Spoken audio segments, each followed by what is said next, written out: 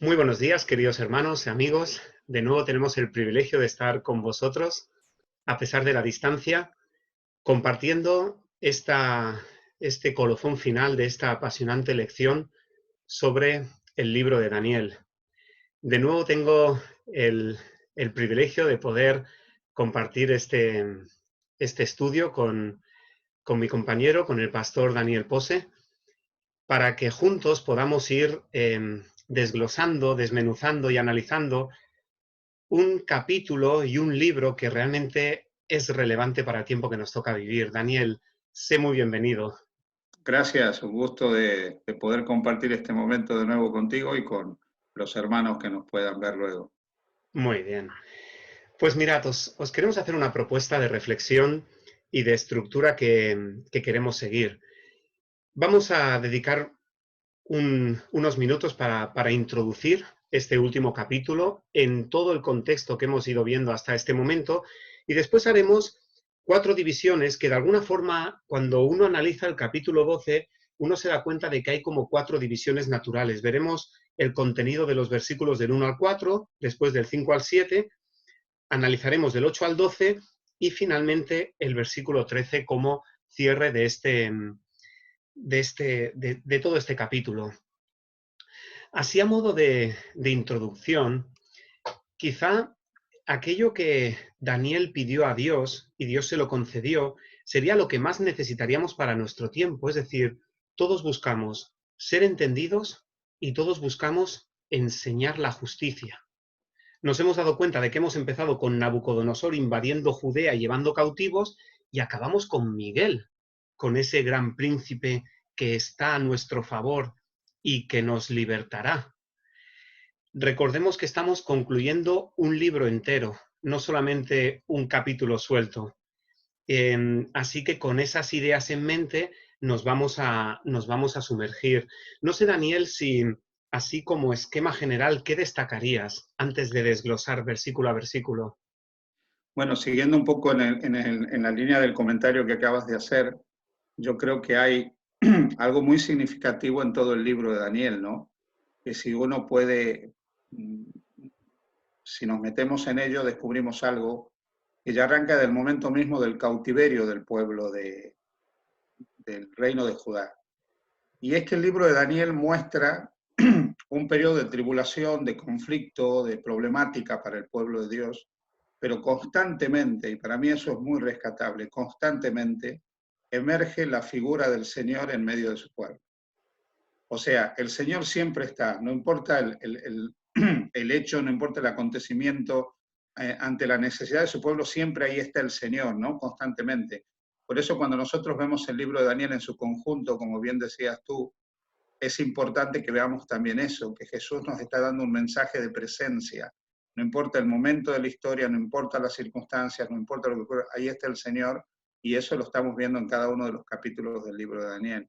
Y lo otro que yo veo también siguiendo en la línea de ese conjunto es que un poco el capítulo 12 pues es parte de ese todo y presenta algo que en el caso nuestro, quizás como adventistas, pues es ya la liberación final del pueblo de Dios, ¿no? Ya esto nos introduce en el momento de la venida del Señor y la liberación del pueblo de Dios, lo cual para mí pues es maravilloso. Muchísimas gracias, Daniel, ¿eh? Es reseñable lo que estás diciendo. Estamos hablando de un epílogo en el contexto de la revelación progresiva que ya comentábamos la semana pasada y es bonito, ¿no? Porque Cristo es el único que no solamente está presente, sino que además nos puede dar la sabiduría y el entendimiento. Quizá esto debe traducirse en un compromiso para saber guiar a otros hacia la justicia.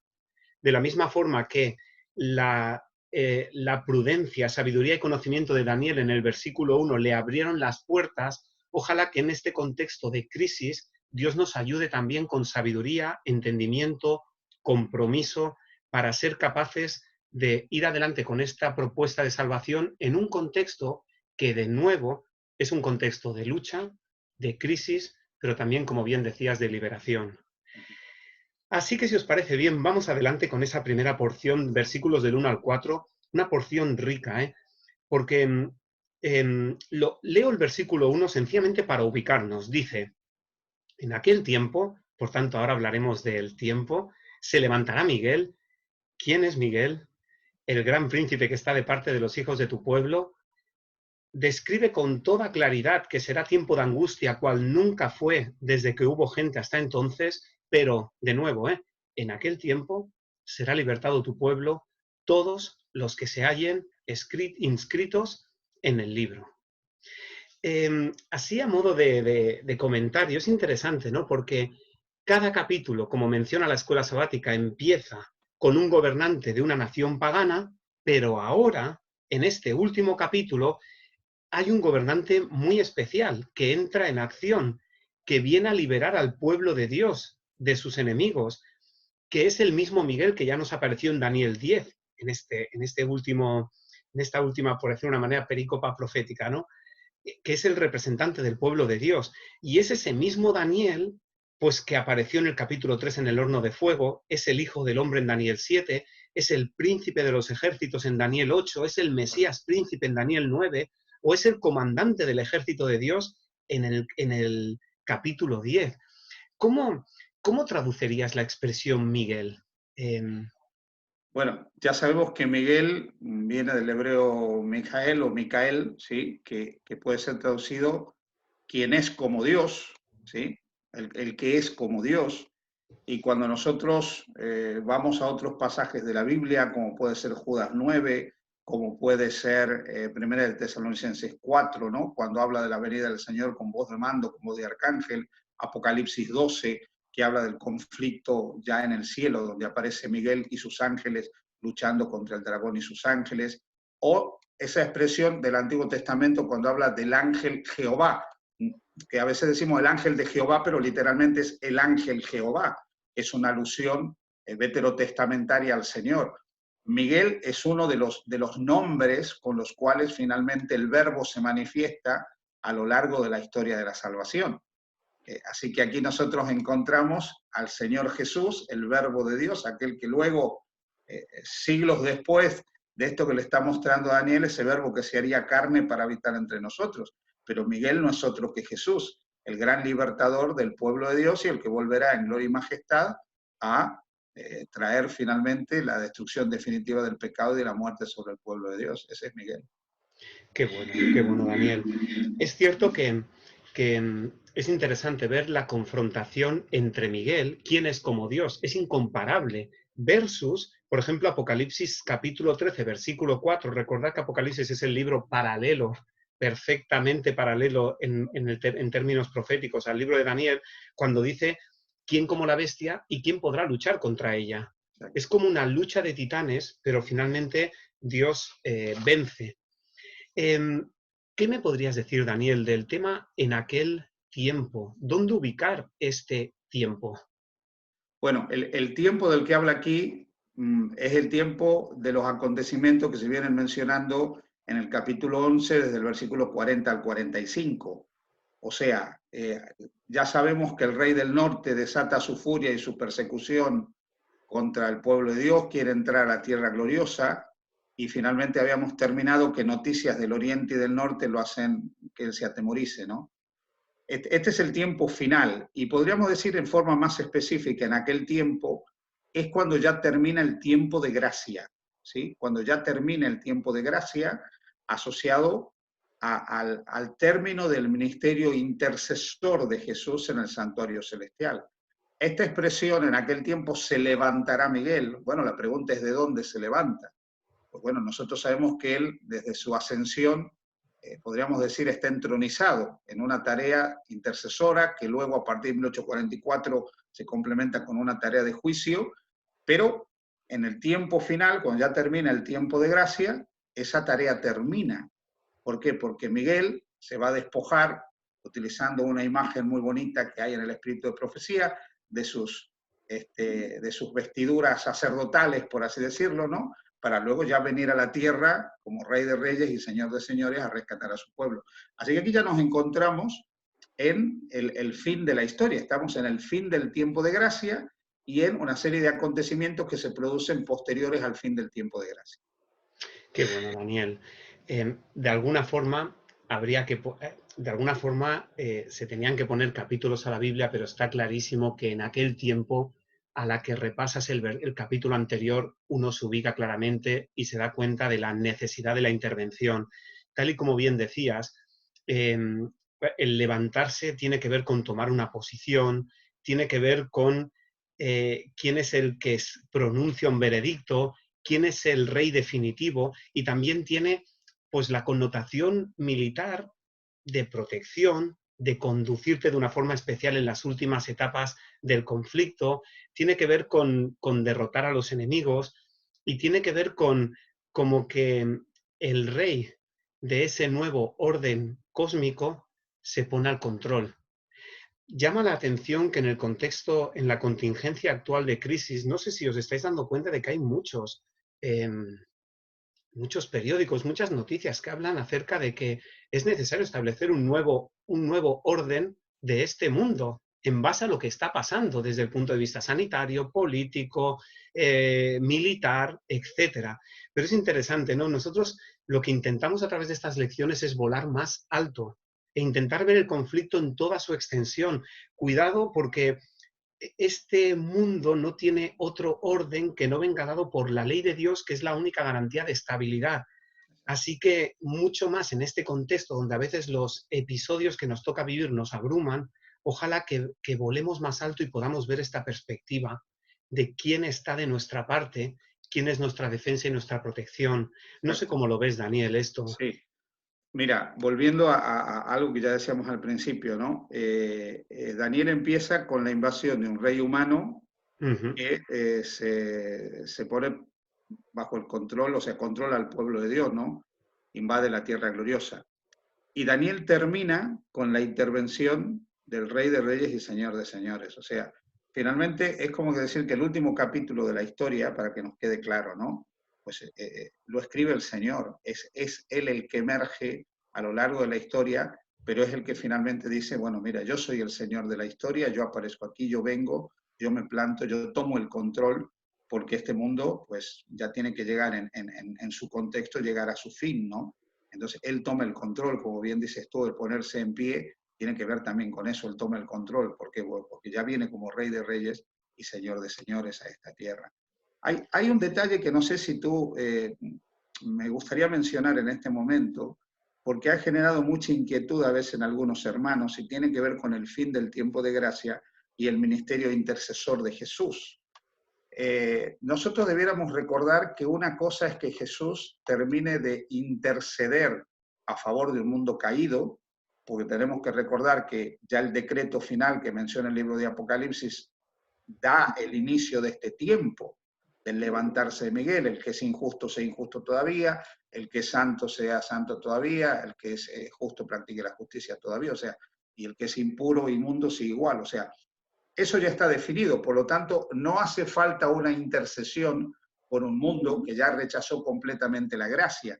Eso no quiere decir que Jesús no sigue siendo nuestro ayudador, que Jesús no se sigue ocupando de nosotros, que Jesús no sigue estando de nuestra parte. O sea, nunca debiéramos olvidar que para su pueblo, y más en este momento, que el pueblo de Dios que está en ese momento ya ha sido sellado, ya se sabe realmente quiénes son los salvados, por así decirlo, ¿no? Dios tiene su pueblo ya perfectamente registrado, pues ese pueblo sigue teniendo ayudadores, el Señor sigue obrando a favor de su pueblo, sigue obrando por su pueblo y sigue dirigiendo la vida de su pueblo. Entonces, en ese sentido, no creamos que el fin del tiempo de gracia significa la ausencia de la presencia del Señor a favor de su pueblo. Me encanta escucharte, Daniel, de verdad. Es verdad, estaremos sin intercesor, pero no sin protector. No nos olvidemos que seguimos siendo criaturas. Además, es interesante lo que estás diciendo, Daniel, porque especialmente en este contexto actual, a veces se nos puede generar o inquietudes o se nos puede desordenar el esquema y esto nos puede traer problemas. La Biblia dice con claridad, tiempo de angustia cual nunca hubo, cual nunca fue desde que hubo gente hasta entonces. Es tremendo, no tiene más palabras para expresarlo. Estamos hablando, como bien has dicho, el Espíritu de Dios se retira de la humanidad rebelde, es el fin del tiempo de gracia. Dicho sea de paso, Dios no hace nada sin que haya un tiempo de gracia. Es que exacto, mandó el diluvio, ya, pero Noé predicó 120 años. exacto. Y así podríamos hablar de un montón de tiempo de gracia. Se desencadenan los elementos de contención actuales. Cuando hablamos de las plagas, ¿te ha pasado alguna vez que hay gente, no, esto es una plaga lo que estamos viviendo? No, las plagas, si repasas Apocalipsis 16 y Apocalipsis 18, te das cuenta de que son para los enemigos de Dios y no se arrepienten. No hay cambio, no hay conversión de ningún tipo, no hay nada más que hacer. Por tanto, el que está en Cristo, descansemos en Él, descansemos en Él. Además es interesante porque a veces decimos, la ira de Dios, ya, pero es que Apocalipsis 12:17 te habla de la ira de Satanás, que Claro. la ira tiene que ver con juicio. ¿Cuántas veces Satanás sabe que le queda poco tiempo y destruye? Destruye sistemáticamente. O sea que estamos hablando de un tiempo de espera, un tiempo de persecución brutal, un tiempo de dificultades, pero un tiempo de esperanza. Tú tienes Exacto. tu depósito guardado en Cristo. Mm, claro, Hay, ni ahí hay algo, adelantemos. Sí, sí, adelante, adelante. hay algo muy interesante porque este tiempo de angustia, cuando nunca hubo, bueno, finalmente es importante destacar que la Biblia habla de tres tiempos de angustia, ¿no? Primero, el tiempo de angustia que vive la iglesia cristiana bajo la persecución del Imperio Romano, de la cual habla un poco Apocalipsis 2, cuando habla de la iglesia de Esmirna que está siendo perseguida, ¿no? El periodo de la iglesia de Esmirna. La otra tribulación es la de los 1260 días, años, ¿sí? Que en tiempo es extensa, pero luego está esta, la última, ¿no? Que en el tiempo de, cuando termina ya el tiempo de gracia. Pero hay algo interesante en este tiempo que tiene que ver justamente con las plagas que caen. Y ahí es donde nosotros tenemos que entender una cosa. Cuando las plagas cayeron sobre Egipto, nunca tendremos que olvidar que Dios estaba protegiendo también a su pueblo. Dios estaba cuidando a su pueblo. Como bien dices tú, las plagas caen y afectan de una manera muy directa a aquellos cuyos corazones han decidido no volverse a Dios. Pero durante todo este periodo, el tiempo de angustia, y Apocalipsis 16 es una realidad y van cayendo las plagas sobre la tierra, pues el Señor está cuidando de su pueblo, el Señor está protegiendo a su pueblo, el Señor está asistiendo a su pueblo. Y hay un detalle que a mí me parece importante, ¿no? Nosotros no le podemos asegurar a nuestros hermanos y hasta el fin del tiempo de gracia, algunos de nosotros, cuando se dé el tiempo de angustia previo, los decretos asociados al domingo y una serie de cosas, pues no podemos decir que no habrá mártires hasta ese momento. Pero lo que sí podemos decir con toda claridad, que una vez que se dé el decreto final, el tiempo de gracia termine, las plagas caigan sobre la tierra, no habrá mártires entre el pueblo de Dios. Dios estará en ese momento de aflicción extrema cuidando la vida de los hijos de Dios que estén vivos en esta tierra esperando la segunda venida de Jesús. Tienes toda la razón, ¿eh? Yo rescataba el otro día rescataba una cita de Martín Lutero, porque que quede claro, han habido episodios en la historia muy oscuros y muy difíciles, ¿eh? Recuerdo este verano pasado visitando, pues haciendo turismo así por iglesias medievales y tal, ¿no? La gente se enterraba al lado de la iglesia por el miedo al apocalíptico que tenían, pues porque habían una cantidad de enfermedades, la calidad de vida, la esperanza de vida, etcétera, ¿eh? O sea, da que pensar, ¿no? Fijaros lo que decía Lutero, dice, así son las condiciones previas para el día del juicio. Necesitamos aprender de esto y no preocuparnos cuando vemos que suceden estas cosas. Pero digamos, Cristo predijo de antemano que el mundo se volvería tan salvaje, grosero y codicioso. Pues bien, así es como son las cosas y serán aún peores. Esto es lo que decía Martín Lutero Sí, ya sí, hace tiempo, ¿eh? mira, exacto, fantástico, Sí, ¿eh? sí, esperemos. Em, pero que quede claro que complementando el texto que hemos leído, pero en aquel tiempo será libertado tu pueblo. Ahí está. Todos los que se hayan inscritos en el libro. Daniel, ¿qué me podrías decir de ese libro? ¿Cuántos libros aparecen en la palabra y qué es lo que registran estos libros? Bueno, hay varios libros que se mencionan en la Biblia, ¿no? Quizás podríamos destacar cuando Isaías capítulo 65 habla de ese libro donde todas las iniquidades de los hijos de Dios están registradas. También Malaquías capítulo 3, versículo 16, cuando habla de ese libro donde nuestros buenos actos están registrados. y el libro de la vida, finalmente, donde están inscritos los nombres de todos aquellos que han reconocido al Señor como su Salvador personal. Ese es el libro del cual habla de forma magistral el libro de Apocalipsis, cuando ahí en el capítulo 3 de Apocalipsis dice que todos aquellos que finalmente venzan en Cristo, ¿no? Sus nombres no serán borrados del libro de la vida. Y Cristo dice, confesaré su nombre delante de mi Padre y delante de los santos ángeles. Así que hay por lo menos 3 libros que están claramente definidos en la Biblia, que muestran que en última instancia todas las acciones de los seres humanos están perfectamente inscritas en la memoria de Dios. Aquí me parece oportuno, Daniel, no sé si tú lo ves, aclarar que el término libros es evidentemente tanto Daniel como Juan o otros profetas, pues esto de los registros, ¿cómo lo podían entender si no era a través de libros? Yo siempre digo que si Dios se hubiera revelado hoy, probablemente no nos hablaría de libros, ¿no? Nos hablaría, no sé, de un microchip o alguna cosa asociada a nuestro tiempo que la podríamos comprender todavía mucho más, ¿no? Entonces, lo de los libros es una manera de expresar que finalmente hay un registro claro, categórico de la vida de cada persona, de lo bueno, de lo malo de esa persona y de si esa persona finalmente aceptó al Señor o no como su Salvador personal. Es que estoy totalmente de acuerdo, Daniel. Quizá un ejemplo contemporáneo. Mira, te menciono 2 detalles. Recuerdo al pastor Joel Barres en una predicación que él decía, en realidad el libro de la vida es el libro de la vida de Cristo. Nuestro caso está perdido, estaba perdido si no fuera por la intervención sobrenatural de Cristo. Y nos daremos cuenta de que la justicia que es por la fe es la esencia de esto, si no fuera por la liberación final. Eso por un lado. Y por otro lado, claro, totalmente de acuerdo. O sea, los libros es la única forma de entender ese registro, ¿no? Hoy en día podríamos hablar a lo mejor de la nube, ¿no? Estamos en la nube. Tú pierdes tu móvil y de repente Pierdes toda apelas la a la, información. apelas a Hay la que ir a la nube nube. y todo vuelve. De hecho, fijaros, ¿no? Lo único que nos llevaremos al cielo es nuestro carácter, pero es que nuestras obras configuran nuestro carácter. Lo que yo hago es lo que yo soy. Mi fe no puede ser teórica, bíblicamente hablando. Entonces es una forma de entender que en la base de datos celestial, pues estamos ahí todos. Mi deseo es que los datos de Cristo cubran mis datos personales. Hey, Esa es la sí. propuesta cuando entiendo este capítulo. Y tenemos derecho a ser protegidos durante el tiempo de angustia porque hemos dependido nos hemos apropiado de esa justicia que es por la fe.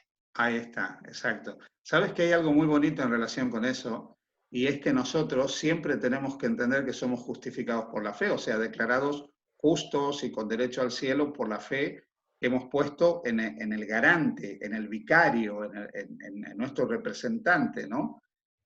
Lo que yo a veces me he preguntado muchas veces, bueno, yo sé que la justificación es por fe, pero es cierto que cuando uno va a la escritura el juicio es por obras, ¿no? Uh -huh. Entonces uno dice, bueno, pero ¿cómo es esto? Justificados por la fe y juicio por obra, ¿no?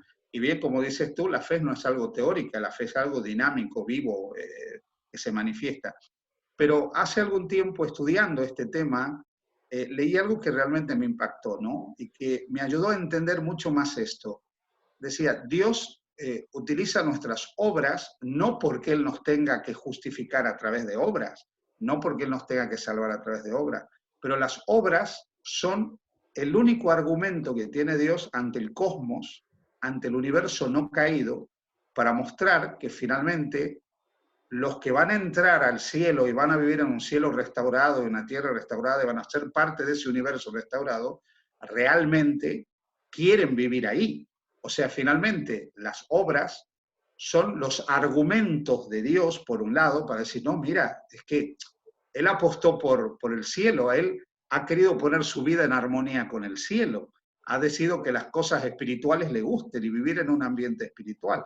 Eso por un lado me impactó mucho. Y lo segundo es que las obras son el regalo de amor que nosotros le hacemos a Dios, por así decirlo. Que es Dios el que lo hace en nosotros, ¿no? Pero es una muestra de amor. Y Dios exhibe eso como regalos de amor ante el universo. Dice, mirad cómo me aman, que están dispuestos a caminar conmigo, están dispuestos a obedecerme ley, están dispuestos a andar en mis caminos, ¿no? Entonces, esta visión de las obras como el argumento de Dios ante el cosmos, para mostrar que estamos preparados, y esa exhibición que Dios hace en nuestras obras como los regalos de amor que nosotros le estamos haciendo, yo creo que nos ayuda a entender por qué las obras son significativas en el juicio.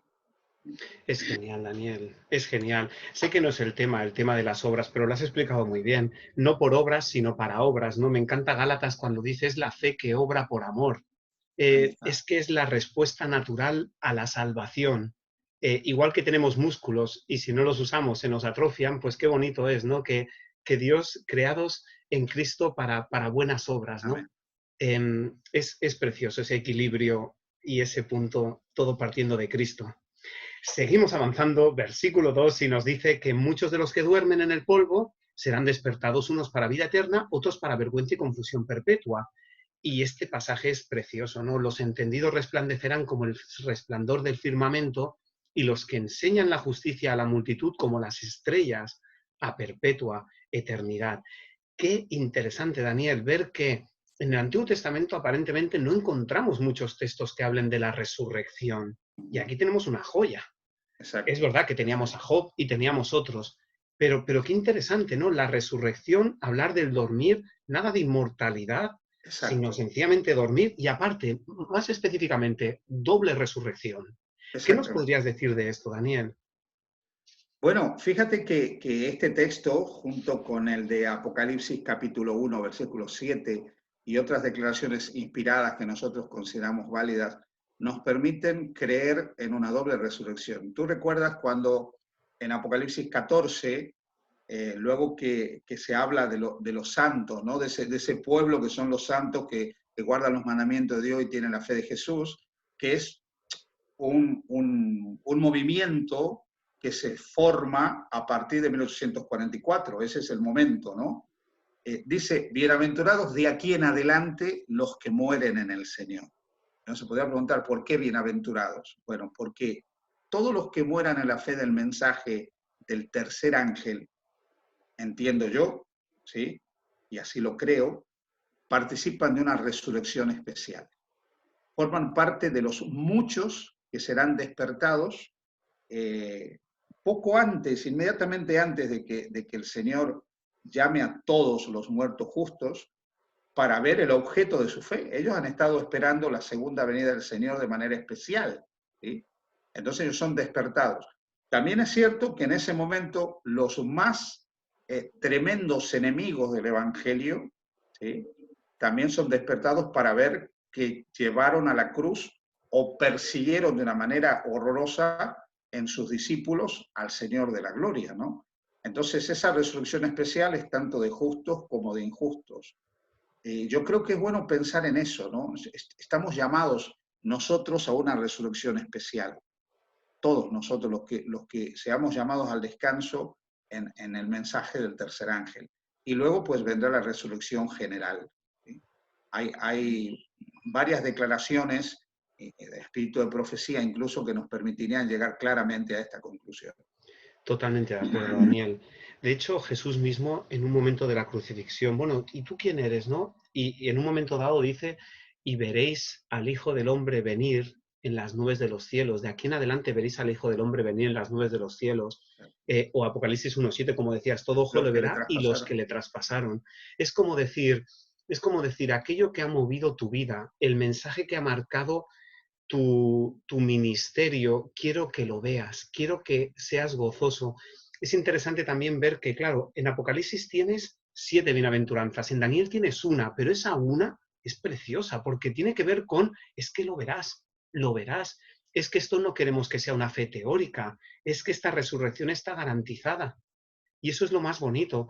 Recordemos, los que duermen, la muerte es un sueño. Ahora que Exacto. estamos tan amenazantes de cifras que nos abruman, la muerte es un sueño.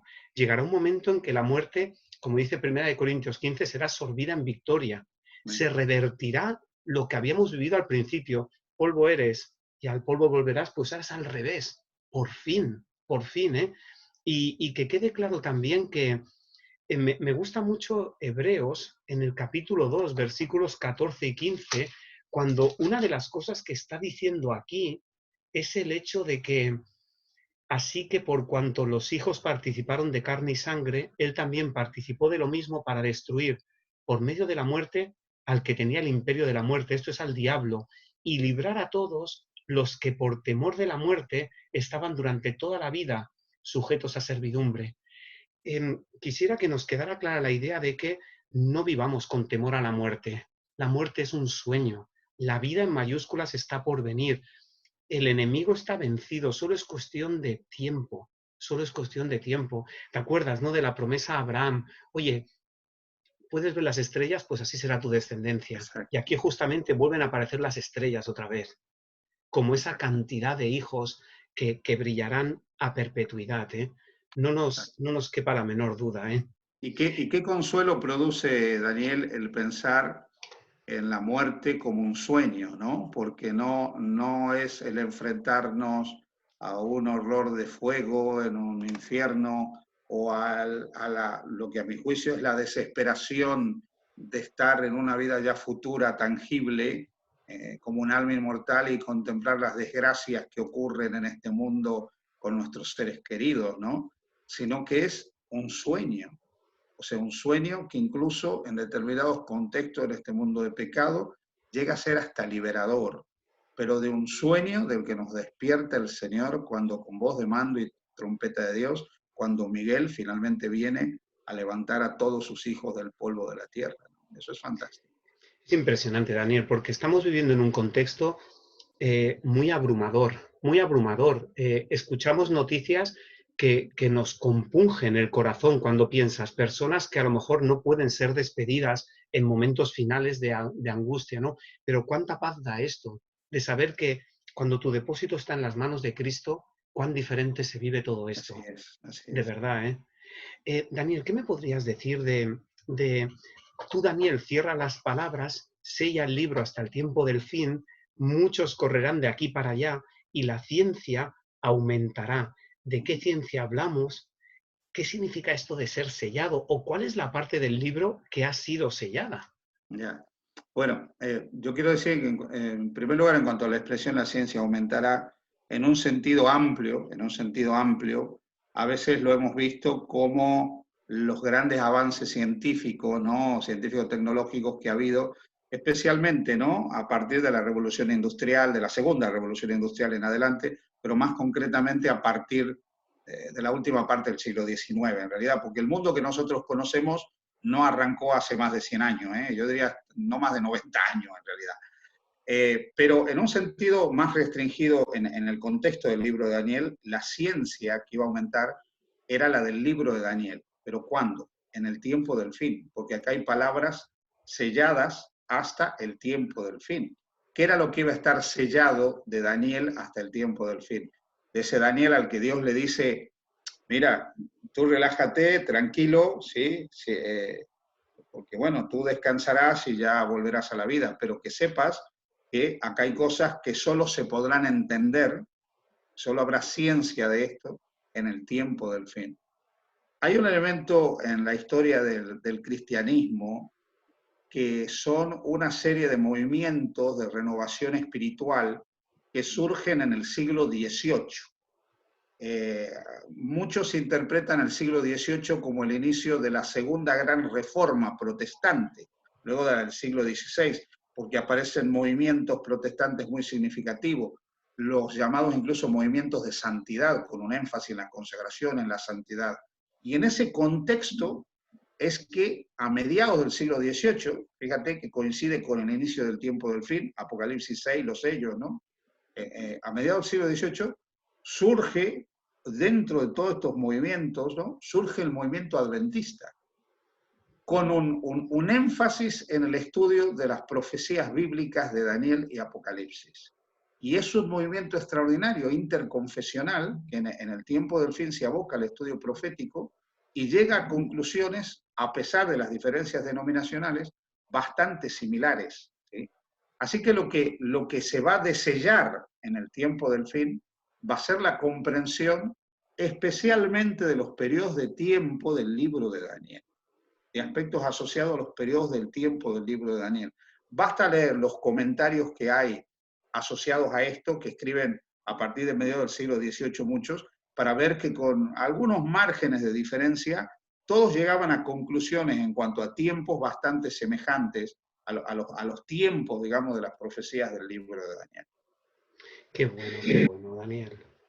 Es que es interesante porque eso no deja de ser una evidencia. En aquella época donde no estaba el mundo tan interconectado, realmente gente separada, de forma progresiva, iba llegando a la verdad.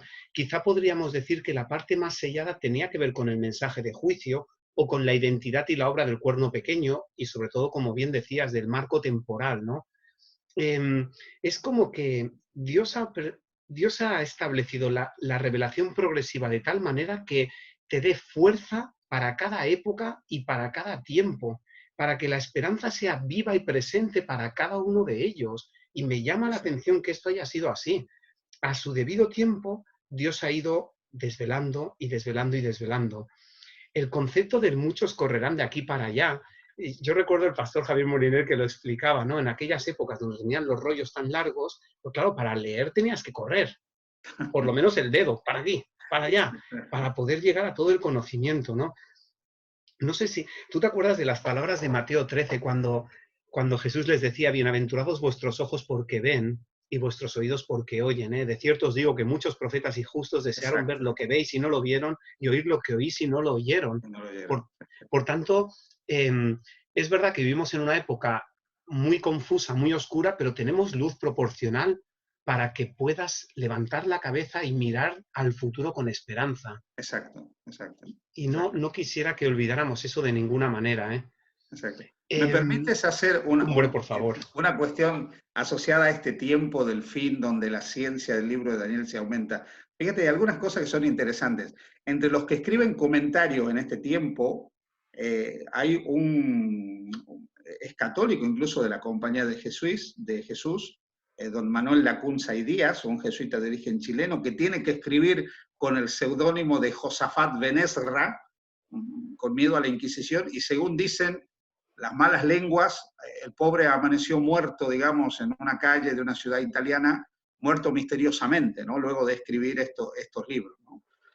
Bueno, las malas lenguas dicen que misterioso nada, que realmente fue una de las víctimas de la Inquisición. Pero hay algo interesante. Ese libro, fíjate, Daniel, se va a traducir al inglés, se va a traducir al francés, se va a traducir a muchos idiomas.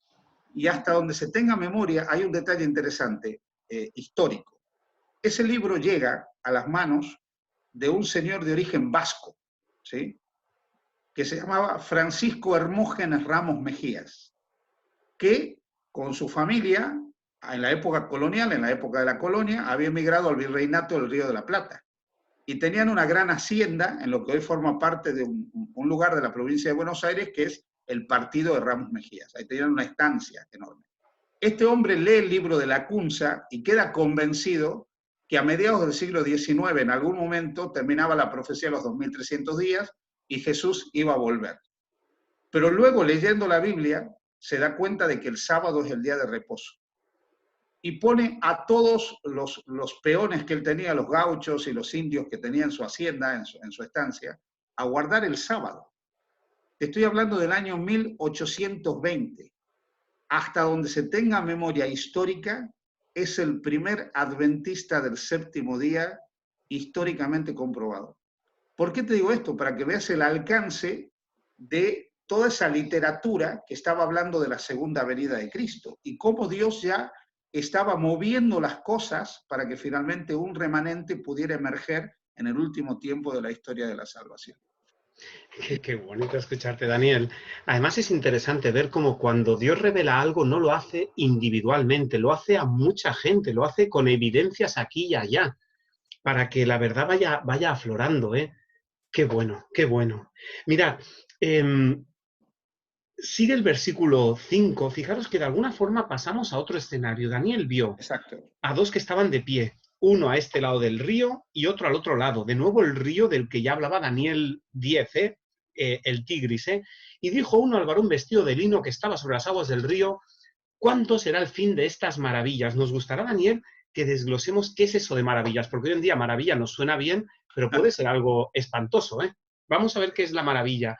y oí a un varón vestido de lino que estaba sobre las aguas del río, el cual alzó su mano derecha y su mano izquierda al cielo. Es como que cuando alza las dos manos significa que algo solemne va a decir. Juró por el que vive por los siglos de los siglos. Y aquí parece que empiezan ciertas fechas, porque de nuevo, tiempos y la mitad de un tiempo. Y cuando se acabe la dispersión del poder del pueblo santo, todas estas cosas se cumplirán. Y es interesante, hasta ya estamos al final, ¿eh? Yo oí, pero no entendí. Dije entonces, Señor mío, ¿cuál será el fin de estas cosas? Y entonces es cuando aquí de nuevo dice, mira, anda Daniel, pues estas palabras están cerradas y selladas hasta el tiempo del fin. Muchos serán limpios, emblanquecidos y purificados. Los impíos procederán impíamente y ninguno de los impíos entenderá. Pero los entendidos comprenderán. Y aquí nos habla de ciertas fechas. Desde el sacrificio continuo para establecer la abominación desoladora, 1290 días. Y bienaventurado el que espere y llegue a 1335 días. Daniel, ¿qué podemos entender de este epílogo volviendo a destacar ciertas fechas? ¿Dónde está el privilegio de conocer estas fechas y dónde pueden estar los peligros de desubicar estas fechas? Bien. Volviendo a la pregunta, ¿qué significa maravillas? ¿No? Muy Sabemos bien. que el tema de las maravillas en el libro de Daniel tiene que ver con el accionar del cuerno pequeño. O sea, se está hablando de lo que el cuerno pequeño ya se menciona que hace en el capítulo 7, en el capítulo 8, en el capítulo 9, ¿no? O sea, y está asociado a la persecución del pueblo de Dios, a la dispersión del pueblo santo, que dice aquí, y a esa pretensión del cuerno pequeño de cambiar los tiempos y la ley. O sea, tiene que ver básicamente con las maravillas, ¿no? Del cuerno pequeño. Con lo que incluso este cuerno dice, cuando en Daniel capítulo 7 dice que yo veía y tenía boca como de hombre y hablaba maravillas, ¿sí? Grandes cosas, ¿no? Bueno, no vamos a repasar eso porque ya lo hemos estudiado, pero está hablando de eso. Y aquí vuelve a asociar ese hablar grandes cosas del cuerno pequeño, esas pretensiones de infabilidad y todo lo que ya hemos dicho en su momento, con este periodo profético, del cual ya se habló en 725, de tiempo, tiempo y la mitad de un tiempo, los 1260 días años, que es el periodo en que se hace efectiva la dominación de este poder del papado, del romanismo, sobre la Iglesia, 538 a 1798, los 1260 días años. Que de paso nos permite entender una cosa, Daniel 12 no está desconectado del resto del libro de Daniel, Efectivamente. como algunos han pretendido que los tiempos de Daniel 12 son tiempos asociados al futuro. Aquí me gustaría mencionar que tristemente, aún dentro de las filas del pueblo de Dios, esto no es mayoritario, pero han surgido algunos que han tomado una interpretación futurista del capítulo 12 del libro de Daniel. Ya sabemos nosotros que tanto el preterismo como el futurismo son reacción de la contrarreforma del Concilio de Trento y son creados por dos teólogos, ¿sí?, para contrarrestar la interpretación historicista, justamente, ¿no? Alcázar y Rivera, ¿no? Pero nosotros sabemos que los 1260 años forman parte de toda la estructura del libro de Daniel, o sea, el capítulo 12 está conectado a Daniel. No podemos darle un segundo cumplimiento en un tiempo futuro a las profecías de tiempo, porque las profecías de tiempo no tienen doble cumplimiento como puede darse en una profecía clásica, por ejemplo. No lo podemos aplicar al futuro. No podemos aplicar estos tiempos al futuro como algunos lo hacen, asociándolo al establecimiento de la ley dominical y a los días que van a pasar entre la ley dominical, el tiempo de la angustia de Jacob y la liberación de los santos, porque eso nos llevaría incluso a contabilizar los tiempos de tal manera que yo podría llegar a saber el día en que va a venir Jesús. Y eso contradice tremendamente lo que dice la Escritura cuando dice que del día y de la hora nadie sabe, y una cantidad de declaraciones del Espíritu de Profecía que nos advierten de este peligro. Eso me parece importante decirlo, ¿no? Ahora, aquí estamos ante tres periodos proféticos que son hermanos en realidad. Lo que pasa es que hay que contabilizarlos de manera diferente, ¿no? Tiempo, tiempo y la mitad de un tiempo, lo tenemos más claro porque ya en 725 lo hemos estudiado. Es el mismo periodo que aparece en el capítulo 12 y en el capítulo 13 del libro de Apocalipsis, que son los 1260 días años. Mirad qué diagrama precioso. 538, cuando finalmente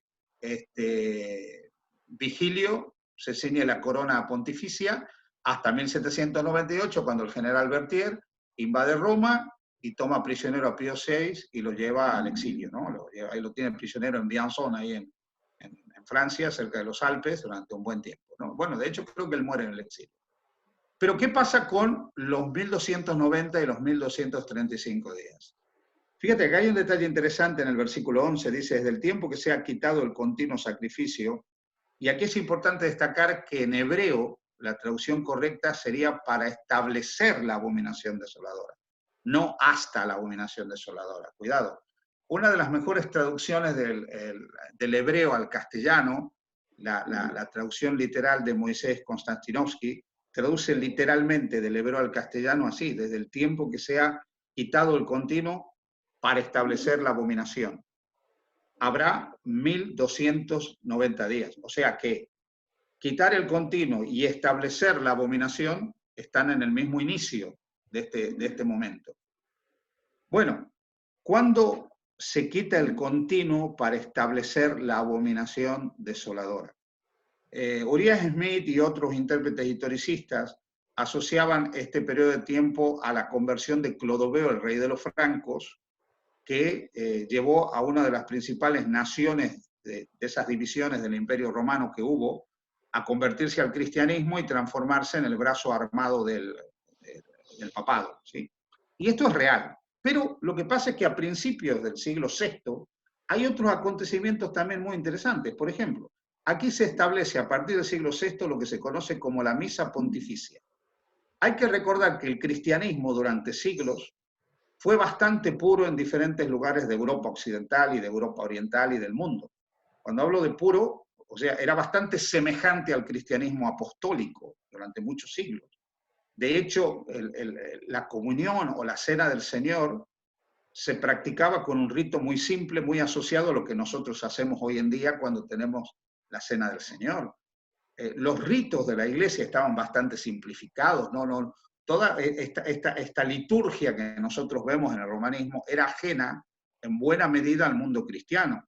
Hay varios estudios documentados que hablan especialmente de las iglesias celtas, la iglesia de Escocia, la iglesia gaélica, la iglesia irlandesa, ¿no?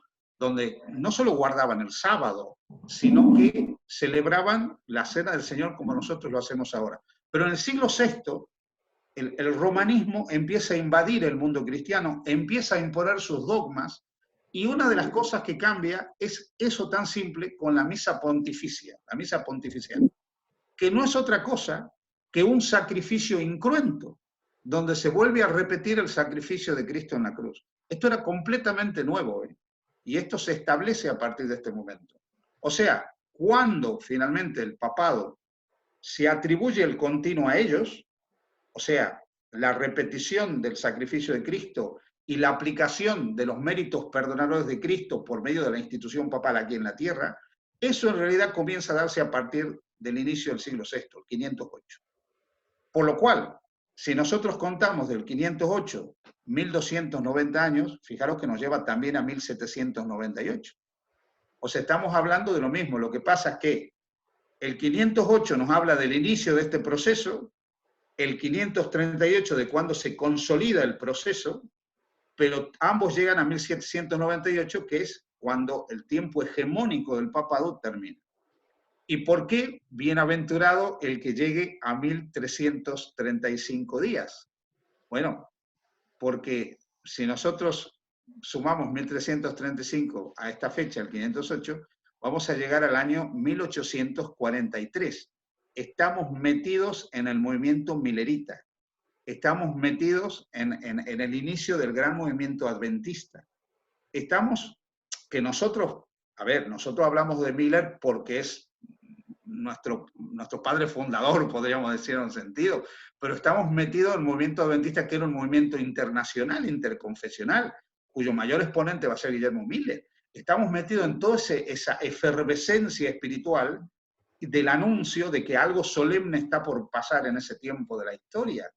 Entonces, todos aquellos que llegaron a esa época pudieron ver el cumplimiento de las grandes profecías de tiempo, por eso fueron bienaventurados. Pudieron ver cómo el sexto sello de la historia se abría con el terremoto, el oscurecimiento del sol, la luna que no era su resplandor, la caída de estrellas. O sea, fue una generación, podríamos decir, bienaventurada, porque pudo ver todo eso a partir de ese momento, ¿no? Por eso dice, bienaventurado el que llegue y espere hasta 1335. Qué bueno, Daniel. ¿Cómo enriqueces? Me encanta.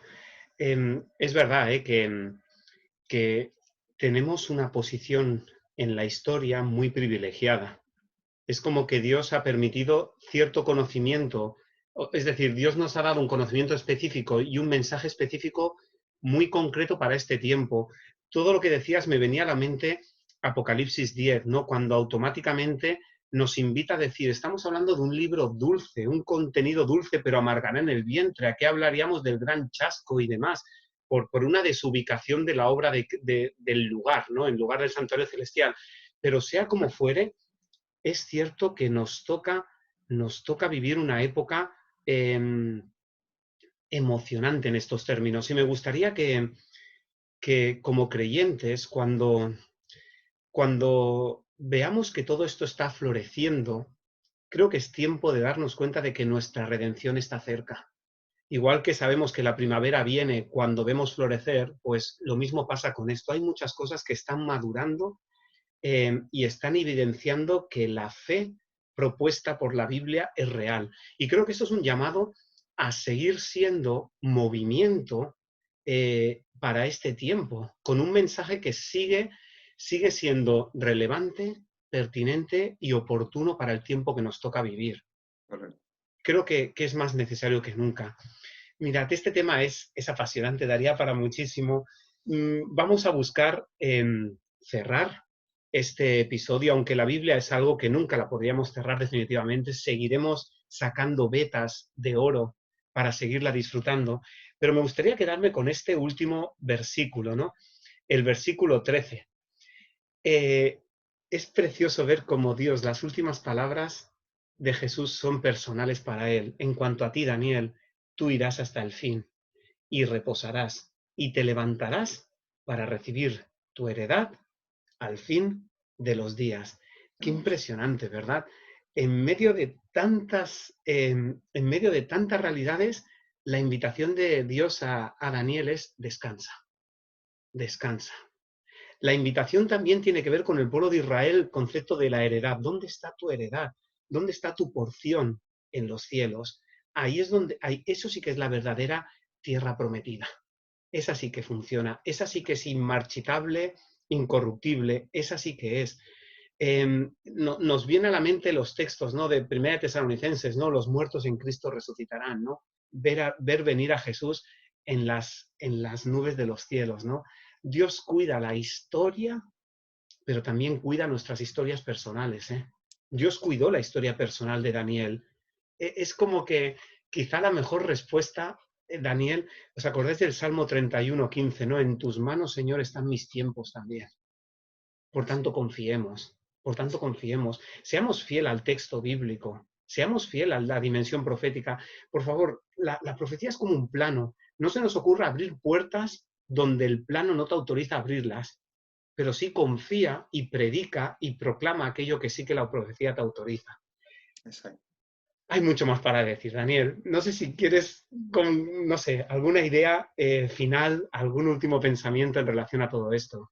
No, a mí me gusta mucho ver cómo termina ahora el libro de Daniel en relación con el inicio, ¿no? Porque el inicio es el cautiverio del pueblo de Dios. Pero fíjate que termina con la liberación del pueblo de Dios, con esa liberación que va más allá de la liberación de que las plagas no me afecten en el fin del tiempo de gracia, ¿no? Tiene que ver con esa liberación cuando recibimos la heredad. ¿No?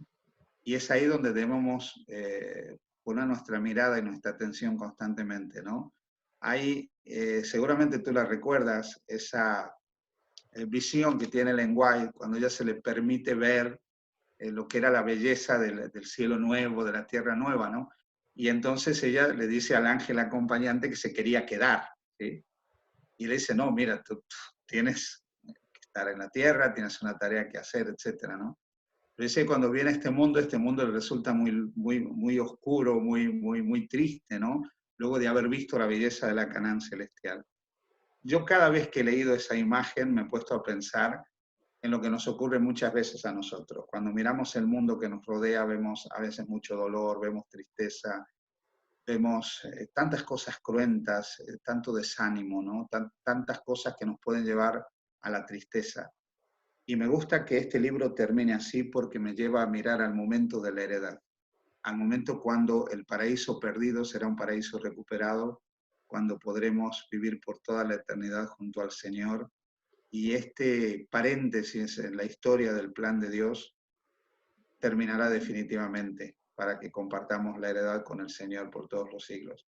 Y cuando vienen los momentos tristes o de prueba, hay que mirar el cielo nuevo y la tierra nueva, porque ese es el lugar que nos está esperando a cada uno de nosotros. Amén, amén. Muchísimas gracias, pastorazo. No podemos evitar finalizar con este llamado a la esperanza. No, no hay más. Pongamos nuestra mirada en los cielos porque fiel es el que lo promete. Lo que más deseamos es que os haya podido resultar de utilidad este comentario. Ha sido un regalo, Daniel, poderlo compartir contigo. Seguiremos haciendo programas e implicando pues quizá los maestros de escuela sabática y demás, buscando seguir compartiendo, pues siendo pan en cada una de las iglesias. Es lo que más deseamos, compartiendo el pan que es Cristo Jesús. Así que, Daniel, gracias por todo. Que Dios os bendiga muchísimo, cada uno en función de la circunstancia que pueda estar pasando, y hasta la próxima. Bendiciones. Hasta la próxima y quédense en casa. Que el Señor los bendiga. Nos vemos. Un abrazo.